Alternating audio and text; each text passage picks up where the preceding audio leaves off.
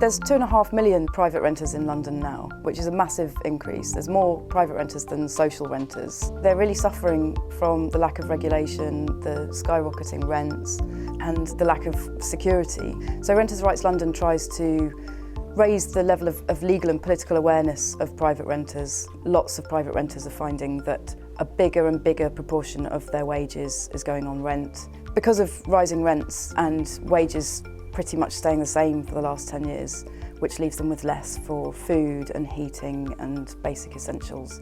And a huge number of private renters now live below the poverty line in London. At the moment, the Mayor doesn't have quite the powers that the Mayor needs to really sort out housing in London. So the first thing a decent Mayor should do is be quite bold and courageous and demand a London housing bill, get it through Parliament so that we devolve housing powers to London. Housing is devolved in Scotland and Wales, and because housing is so different in London, it's a different market from the rest of the country, we really need the powers to have different policies here.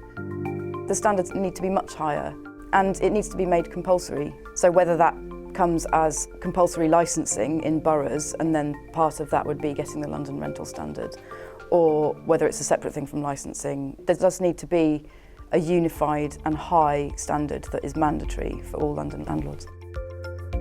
At the moment, too many letting agents are able to rip people off. As a tenant, you don't really have a lot of choice. If you find a flat that you can afford that isn't falling down and is basically okay, the letting agent can just charge whatever fees they like because they know that you really need it. That's a complete rip-off, and that needs to end. And one way it could end is if we had a London-wide non-profit letting agency. It would just be administered by London. People could still pay a small fee, £20, £30, but they wouldn't be ripped off in the way that they are by commercial high street letting agents.